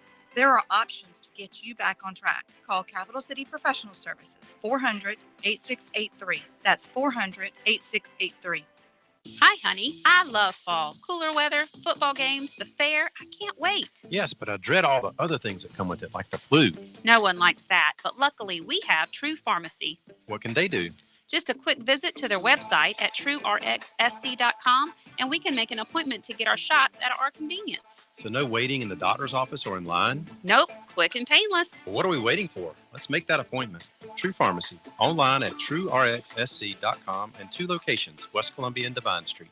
Hi, this is Chris Neely from the South Carolina Public Charter School District. Join me Monday afternoons at 5:30 as I team up with Kev for Kids First. We'll tackle the issues facing our schools, pointing out the positives with our students and teachers. Kids First, Mondays at 5:30 on The Point. Everyone seems to be hiring these days, but are they good jobs where there's potential for growth? What about on-the-job training and competitive wages, including health insurance and a 401k plan? Professional Printers is looking for their next star. They're a local printer with 2 locations, 130 employees, and a national clientele. If you've got a good attitude, want to learn some great skills, and work in a positive environment, reach out on proprinters.com or apply in person at 301B Greystone Boulevard. Local in the morning, afternoon, and evening. Columbia's local talk radio experience. 107 The Point. MakeThePointRadio.com. Now on Sports Talk, it's SC Wild with Major Billy Downer of the Department of Natural Resources. Major Downer is here to take your questions about the great outdoors in South Carolina. Give him a call at 888-898-2525. It's SC Wild from DNR on the Sports Talk Radio Network. And it's a Wednesday night. We don't get them every Wednesday, but we get them every other Wednesday, and it's time for another installment of SC Wild here on Sports Talk, presented by our good friends over at the South Carolina Department of Natural Resources. As we get into deer season now around the estate as fall has arrived, and so a perfect time to catch up with Major Billy Downer from SCDNR. He's on the phone lines with us here this evening. Major Downer, how are you this evening? Always good to be here. Thank you for letting me join in again tonight. Well, it's our pleasure. Always enjoy talking the great outdoors in South Carolina, and understand you've got a very special guest to guide us through this evening's edition of SC Wild. Yes, I do. We have Charles Ruth, who is our big game project, basically supervisor for the whole state, coordinator, and we're going to be talking about our deer population here in South Carolina and the CWD, chronic wasting disease, a word that unfortunately we've had to become more accustomed to as hunters in this state and across the country. And Charles is going to give us an update kind of on where we are with CWD tonight, and just talk about some of the things that we're trying to do to prevent it from coming to our state, and kind of really tell us a little bit more about it for those that may have forgotten what CWD is. Well, Charles, welcome into Sports Talk. Appreciate you taking Billy. a few minutes Good with to us. be back on your program. Oh, gosh. Yeah, thanks, Charles, for being here tonight. Yeah, I'm going to assume that your viewers know a little bit, a little bit of basics on CWD. I think myself or either Jay Cantrell have talked on your program about it before. As far as an update, unfortunately, since the first of the year, we've had 3 more states in the Southeast go positive with CWD. That would be Louisiana, Alabama, and right next door, North Carolina. So the North Carolina situation is obviously that kind of heightens things a little bit for us. However, it's way up next to Virginia where they documented it, right below where it had already previously been documented in Virginia. So it really didn't change a lot as far as our response plan. We do have a response plan, and that means how we would act if it was diagnosed in South Carolina or within 5 miles of our border. So that's kind of the new news as far as the distribution of it. And frankly, it's not a good situation nationwide. Now we've got 4 Canadian provinces, kind of the holdouts in the Southeast are South Carolina, Georgia, Florida, and Kentucky. As the map would dictate, we're kind of getting crowded. Sure. And so, Charles, a little recap. Chronic wasting disease is very, very what's the word? Contagious? Is that the right word? Yeah, it's a prion type disease. It's kind of Explain the that. Dumb that down for us. Yeah, Dumb that down for please. our folks tonight. Well, a prion, we're all familiar with bacterial diseases, viral diseases. A prion is neither of those, and it's just a different type of. I wouldn't even say organism. It's a disease agent. It doesn't have reproductive materials or anything like that. I'll tell you what. It's like a malformed protein. And of course, our bodies have zillions of prions in them, but sometimes prion or proteins go bad, or prion proteins go bad. They get misshapen, and then they start causing problems to the central nervous system. And that's exactly what happens in deer. The problem with CWD is it is spread from deer to deer. It is transmissible. Okay, and that's not good. In any type of wildlife, you don't want to have a disease that is spread from animal to animal, in this case, deer. It's 100% fatal. The deer is going to die at some point. Long incubation period, meaning the deer can have it for, a couple of 3 years, and it doesn't look sick. But at the same time, it can be shedding the disease agent all along. And then all of a sudden, it starts, the disease starts working on the deer. It's a neurological disease. So they kind of start getting goofy and losing body condition, i.e. chronic disease. But back to what I was saying, even though they're not clinical and they're not sick looking, they're shedding this disease agent in body fluids, saliva, blood, feces, urine, things like that.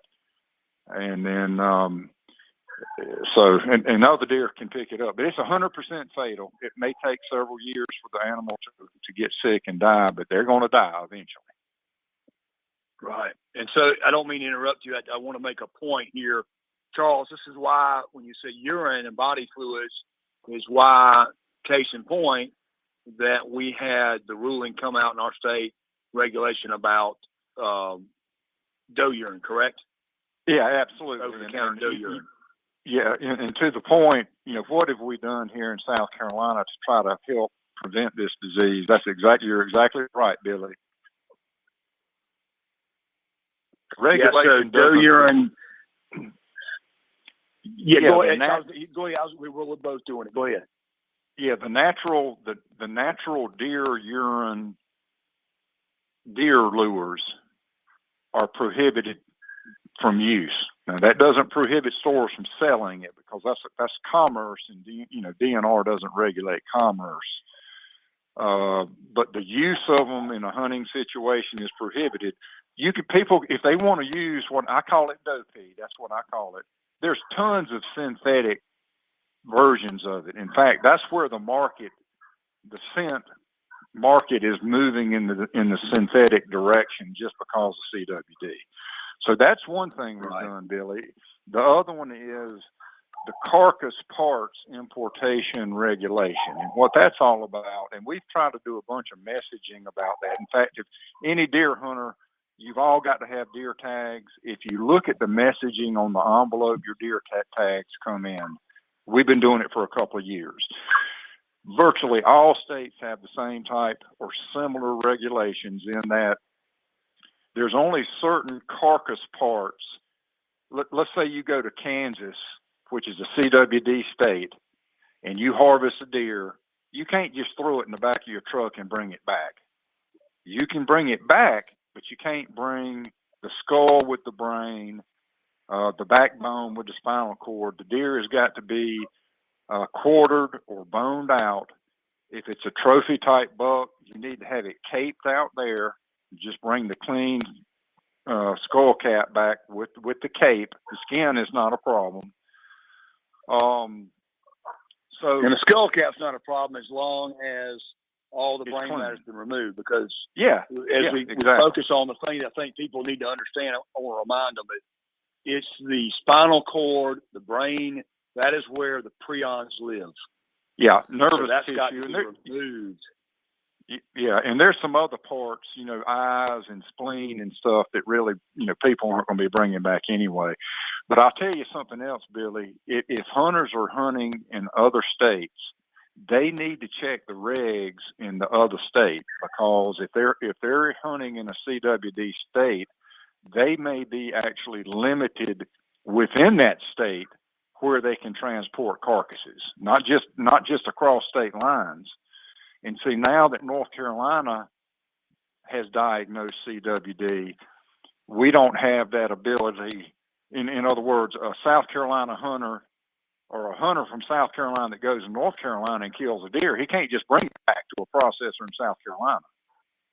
Okay, he's got to quarter the deer up, and if it's a trophy, he's got to have it caped and the skull cap clean in North Carolina. But this is not new. We've had that regulation since 2004. It's just now starting to affect North Carolina. And I might add that North Carolina has the same regulation, and it's more stringent because it doesn't matter it's from North Carolina's regulation is from any state. It doesn't have anything to do with the CWD status of the state. So, people that have been trying to take deer to North Carolina from South Carolina for the last few years, they have fallen under that regulation. And again, this is not new. Virtually all states, if not all states, have these same regulations. And that's just to recap for somebody that may have jumped in here, Charles, just to kind of folks that may have jumped in on the show here halfway. We're talking about chronic wasting disease. It's been a problem in the deer community for years. Started out west, I believe. Charles, is that correct? That's correct. Yep. Yep. And it's been elk herds. It's been really pointed into some of the farming operations where it really got bad, which is why doe urine, the live doe pee manufacturers, where they have deer in small group, in captivity, small areas, confined captivity. Yes, it's a problem, and it's been documented as a problem. And there's a lot of these pee manufacturers say they're CWD free, and that's fine. But that's made a decision that hey, we're not gonna. Yeah, we're gonna say we don't want you to use it. Yeah, well, they can put whatever they want on the bottle, but there's no USDA approved test for urine at this point. Now there's some things that are looking bright. That deer could be normal for 3 years, and have no problem, no idea the deer's sick. So yeah, but then again, the folks that are coming in here. Go ahead. No, I was just going to say they're trying to figure out. Well, there is a test that they say can detect it in urine. It just hasn't been through all the trials but from the USDA requires to get it, quote, approved. It's kind of like all these COVID vaccines. They got to get approved. And what they're saying with these urine products is we got something that works, but it hasn't been approved. So until that happens, we're not going to, we ask hunters not to use it. This is all about risk minimization is what it is. And the thing, folks, about these body fluids is, and the brain and the spinal cord and carcass disposal, this prion can contaminate the environment, and you can't hardly kill this stuff. So if it gets in the soil, a deer could pick it up eating acorns or browsing or whatever. And, which is really different type of a mode of transmission. So it's not only spread from deer to deer, it's spread by environmental contamination. Yeah, exactly. Yeah. Yeah. So for most, what does this really mean for South Carolina hunters for the most part, particularly on the North Carolina border? Need to be very careful because if you're hunting across the line and coming back with deer on a deer lease, you can't bring that deer back, whole. You're going to have to debone it, make sure that, the backbone's removed, the skull, all those things we were talking about. But most hunters probably, I think, I know a lot of folks that go out west and hunt and go to Kansas, a lot of people doing that now. they're taking that trip, and that is a state that absolutely we know has had CWD, and I know we've even had some close calls in our state with people bringing deer back, and fortunately we're lucky. But these states that have CWD, like Kansas and some of the states that folks go to, you've got to be extremely careful bringing that deer back, because not only are you bringing deer, if you bring a deer back whole, you know you want to show it off. We understand that, but you know you can get it mounted and show it off later. But when you bring that deer back on these parts that can be contaminated back, you're bringing something back that we can't stop, and it will destroy our deer population. So it's serious. We want folks to understand that. But from a standpoint, from the enforcement side, we're doing the best we can. And Charles and our biologist group are doing everything we can to prevent it. Like you said, it's risk management, just trying to prevent it as best we can. But it comes to our state, and it may eventually come. We don't know, but we hope not. But these other states around us are getting it. It's just something that we're going to have to deal with in some states where they've had it. Charles, talk about when you get it, what has had to happen there. Major Downer, I think we've lost Charles for the moment, so we're going to try and get him back. But I do have a question to follow up on this. If, as Charles pointed out, this disease is 100% fatal and there's no live test to find out, I mean, are we looking at, say, 10, 15, 20 years down the road that the entire deer population could vanish because of this? I mean, is it that severe? It is a severe disease, but it is. We're trying to prevent that. Now there are some states where they've had to remove every deer in like 2 counties to try to control it. In Pennsylvania, I think where it happened, or Wisconsin. When Charles gets back, I could ask him. But where it's been, they've had to literally go in and try to remove every deer they could to control the spread of it. So it's some serious stuff. It's just something we want to keep from happening in our state. We have a very healthy deer herd here, but if we got Charles back, I think we do. Charles, you back with us now? Okay, I'm here, Billy. Yeah. Hey, Charles, what states?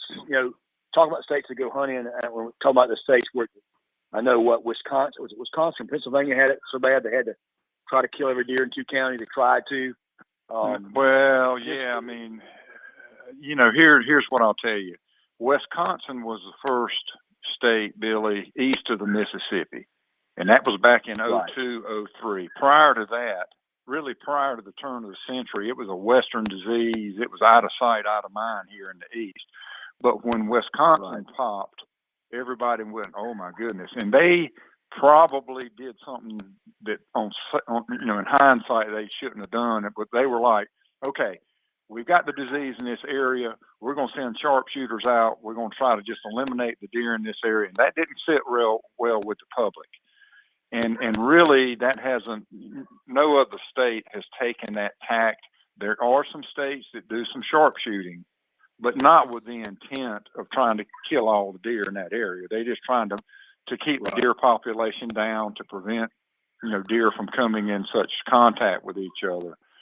But, at this point, 20 years later, in that southern part of Wisconsin, if you kill an adult buck, it's about a coin toss whether it has CWD or not. So it is really taken hold, very high prevalence. And the thing about it is, these deer are going to die at some point.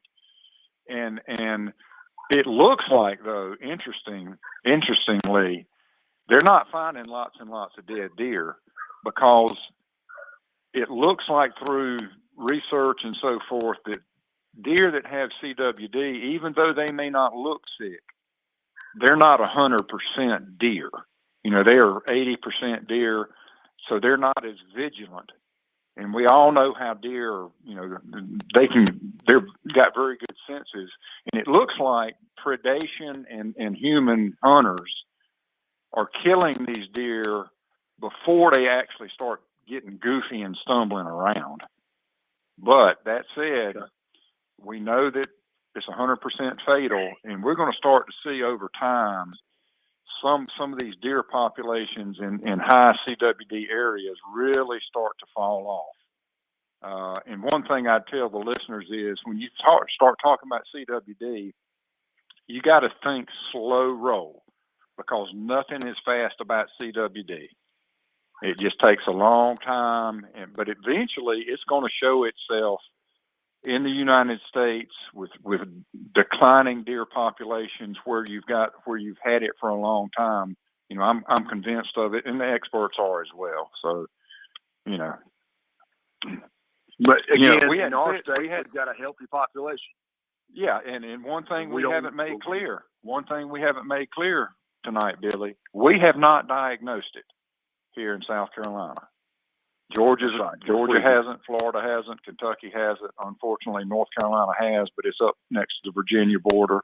You know, we've been doing surveillance for it for nearly 20 years. We're going to really start amping that up and doing more surveillance in a different way. So, you know, we're going to try to stay on top of it. Absolutely. So, Charles, I'm going to hit something I know you and I both loved: our deer meat. We're avid cooks. We love to cook it. We love to eat it. And so do most of the hunters in this state. So the question always comes up, well, is CWD, does it affect humans? Is it like mad cow disease? And the answer I've always gotten is we really don't know. Well, here's what they say. There's no evidence that it's a human health issue. However, the CDC says if you know you've killed a deer with CWD, it's probably a good idea not to eat it. So that's kind of, but yeah, kind of a big question mark. You want to roll with dice or not? Yeah, but you know, typically in mad cow disease was a limited type situation. Normally, these prion diseases, they don't jump species barriers. In other words, the prion disease in deer is CWD. There's a version in mink. There's a version in sheep. There's a version in people. It's called CJD, Creutzfeldt-Jakob disease. And typically, they don't go from species, you know, from one type of animal to another type of animal. So that's where it stands right now with deer. And I'll tell you this: so if there ever is a human health connection, it's not going to be a good picture for deer and deer hunting, because who's going to want to hunt them? You know. So, but that's way into the future, and there's no evidence at this point that it's a human health issue. Absolutely. Well, let's turn before we leave tonight, Charles. Let's do some reminders of how good we have it. Our deer population in the state is at what number typically, Charles? Yeah, we're around 700,000. Everything's good. You know, we're not carrying as many deer right now as we were 20 years ago, which is a good thing. We had some parts of the state 20 years ago that probably had more deer than they needed. In fact, Billy, the area of the state that you're from and you live in probably had too many deer. And I think to our hunters' credit, most hunters nowadays understand that you can't have a lot of deer and have good deer at the same point in time. They just don't work like that. It's all about food, and if you have less deer, there's more food per deer. And I'll tell you this: the last 4 or 5 years, our Antler Records program it's never been as good. So we're good to go right now. And I'll tell you, for your listeners out there that are deer hunting, it is time. You know, we're early October. I mean, it's my wife and I were trying to sit outside yesterday evening, and it was just about too chilly to do that. She was like, "Dang, I can't remember it being this cool so early in October." And you know, that just, you know, it doesn't make the deer breed or not breed, but it feels good to them, just like it feels good to us as hunters. So, you know, the next 6 weeks will tell the story on our deer season, but I'm always optimistic. We don't have bad deer seasons in South Carolina. Nope, you're right. We were very blessed with a very, very open deer season for much of this state, and the rest of the state will be coming in this month. The firearm season by the end of the month, they'll be open everywhere. So folks will be hitting the woods, I know, looking for deer. Charles, just kind of recapping to our deer take? Guys, we've got in about a South minute Carolina? if Is you it can still make it around- quick. Is it Sorry, like we've got about a 250, minute. 250,000? Yeah, the harvest in recent years has been in the 175 to 200,000, which Right. and I'll tell you this. And then our if you reproduction is the same, right? Yeah, we've got good reproduction. If you look at the size of our state, our harvest per unit area is at the top of anywhere in the country.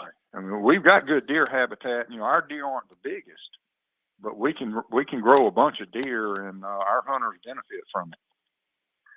Well, Charles, thanks for joining us tonight. I appreciate the information you brought to the table. Folks, I hope you have a good, safe hunting experience the next few days.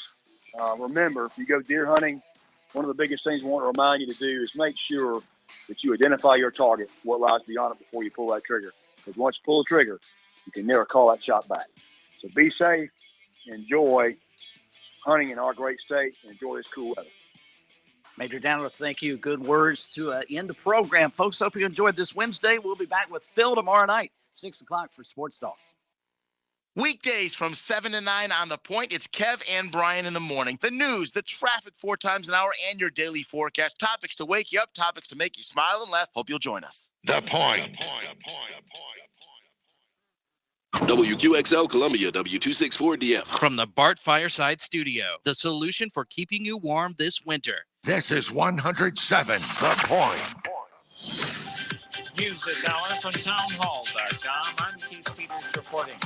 Women around the world are cutting locks of their hair in support of protesters in Iran. Correspondent Ed Donahue reports. The protests are over the death of a 22-year-old woman in Iran for breaking the country's strict dress code. Cutting hair in Iran is a form of protest, a symbol to stand against the mandatory hijab. Among those cutting their hair, Oscar-winning actress Juliette Binoche. For freedom. In the halls of the European Parliament, Swedish lawmaker Abir El-Salhani cut her hair. Until Iran is free, our fury will be bigger than the oppressors. A museum in Rome is collecting locks of hair to present to the Iranian embassy. Kokila Kal made a contribution. I cannot believe that in 2022, the women are still struggling. Some of the Iranian demonstrators have publicly hacked off locks of their hair. I'm Ed Donahue. North Korea launched 2 ballistic missiles towards its eastern waters on Thursday as the United States redeployed one of